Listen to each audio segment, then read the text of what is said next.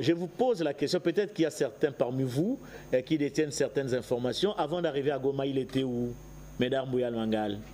Et justement, c'est ça, l'obscurité dans la communication de Joseph Kabila, parce que le premier moment, même le lieu, d'où est parti le message, personne ne dit avec exactitude où est-ce qu'il était. Où est-ce qu'il a enregistré son message? Justement, le lieu d'enregistrement, le message, avant qu'il soit diffusé ou relayé à travers les autres. On ne répond pas à la question.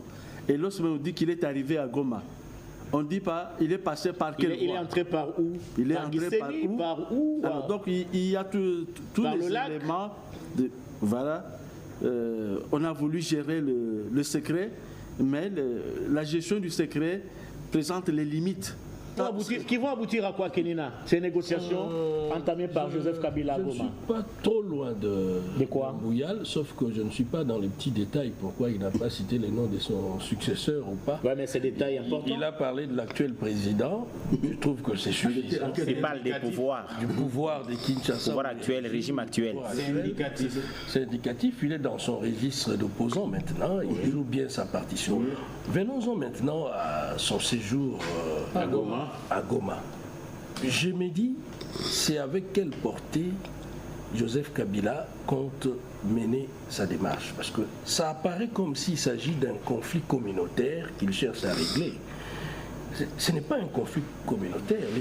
On est en face d'une guerre. Le pays est en guerre. Oui. Et s'il faut se présenter comme médiateur dans une guerre, on ne choisit pas un camp. Joseph Kabila à Goma. Je vais répondre à cette question, mais je vais d'abord placer les points sur les i. Kenina parle de Kabila qui serait médiateur. Pas du tout. Il faut dépasser le ré. Attendez, il faut dépasser le ré. Laissez Tchala continuer, vous aurez la parole. Allez-y, Tchala. Joseph Kabila, je le savais capable de surprises, mais celle-ci va au-delà de tout entendement. Joseph Kabila s'est présenté comme un chef rebelle. C'est ça la vérité. Est-ce que vous trouvez ça normal que l'ancien président de la République soit sécurisé par les forces rwandaises? C'est à la fois anormal et inadmissible. La présence de Joseph Kabila à Goma relève d'une haute trahison contre la République. Mais je voudrais insinuer pour dire que l'histoire se répète, Blaise. Ça veut dire quoi? Joseph Kabila est fruit de la violence.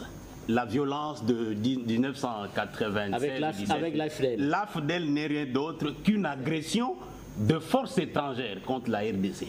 Donc Joseph Kabila est né de ce conglomérat.